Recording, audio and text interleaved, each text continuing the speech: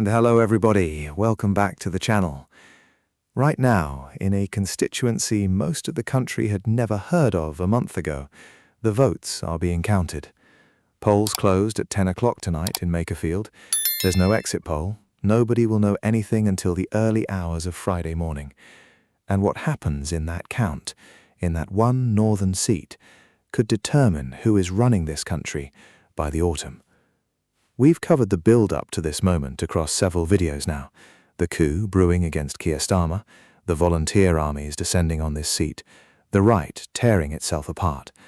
Tonight, all of that gets tested against actual ballots. And in the last 24 hours, the story took one more turn that tells you everything about how nervous number 10 really is.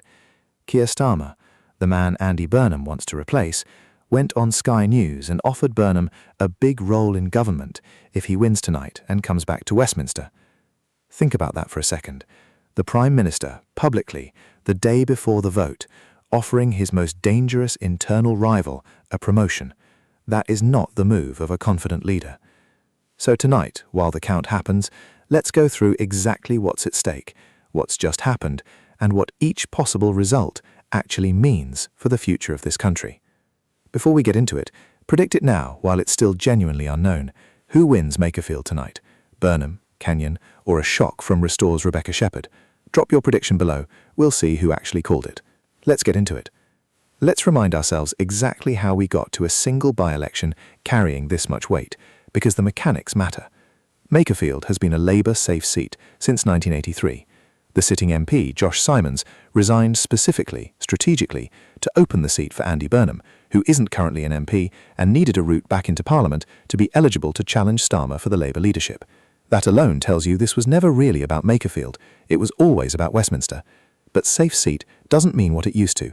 At the local elections in May, Reform UK won every single council ward in Makerfield, taking around half the vote, while Labour trailed with barely a quarter.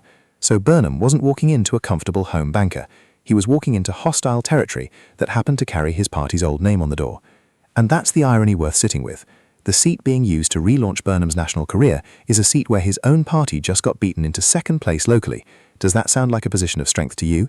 Type risky if you think this gamble could still blow up in Labour's face. Reform's candidate Robert Kenyon, a local plumber, leaned hard into the local plucky underdog versus career politician framing. Farage himself called it the plucky plumber taking on open borders Burnham. But Kenyon's campaign took real damage from resurfaced offensive online comments, which Reform stood by him through, despite a public apology demand from Carol Halderman and others.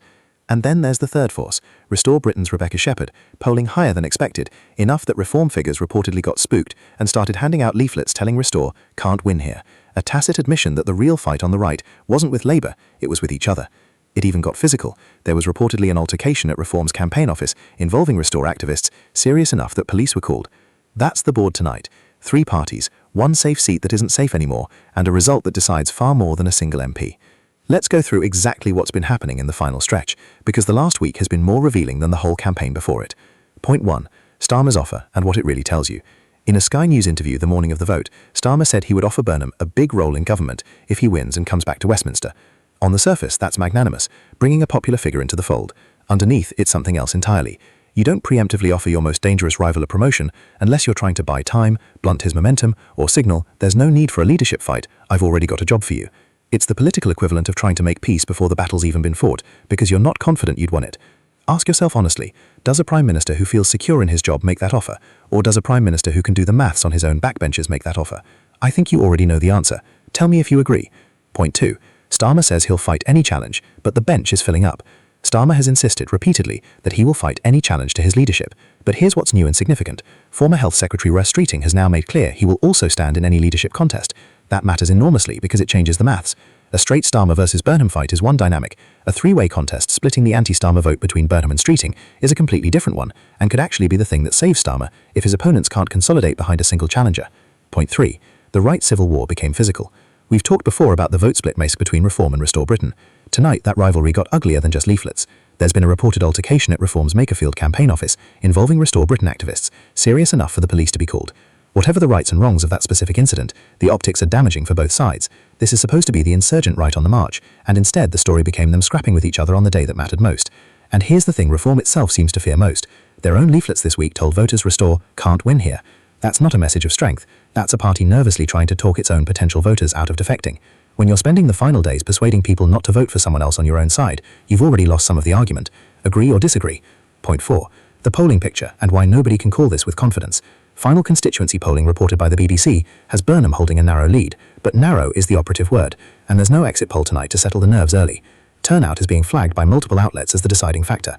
In a genuine three-way marginal, who actually bothers to turn out on a Thursday night decides everything. Labour's national position has been battered. Reform's local strength is real. Restore's energy is real but unproven at the ballot box. Any of several outcomes remains plausible, and that genuine uncertainty is precisely why so much of the country is watching one count in Wigan tonight. Let's zoom out, because whatever the result, something important has already been revealed tonight, regardless of who wins. A sitting Prime Minister with a working majority felt the need to publicly offer his chief internal rival a top job before a single vote was counted. That is not a sign of stability. It's a sign that the maths inside the Parliamentary Labour Party already worries Number 10 badly enough that preemptive appeasement looked like the smarter play than confidence. And here's the take I'll put my name to. Whatever happens in Makerfield tonight, the fact that this by-election could plausibly end with the Prime Minister facing a leadership contest by the autumn tells you everything about the state of this government. A party with a genuine mandate and a settled leader doesn't have a sitting mayor positioning to challenge for the top job through a side-door by-election. This is what a government looks like when it has stopped trusting its own leadership to win the next general election. And whatever the outcome on the right, whether Reform holds its nerve and takes the seat, or Restore's insurgent energy ends up costing them both the price, tonight is a genuine stress test for the entire populist right project in Britain. A united right with Reform's national polling numbers should be formidable. A right that's just had its activists scuffling outside a campaign office the week of its biggest test looks like something else entirely. So, however this count goes, the real story isn't really about Makerfield as a place. It's about whether any side in British politics right now, Labour, Reform, or the insurgent Restore, can hold itself together long enough to actually win and govern. Tonight, we get a partial answer. So here's where I land while the count continues. Starmer's preemptive offer to Burnham tells you Number 10 is genuinely rattled.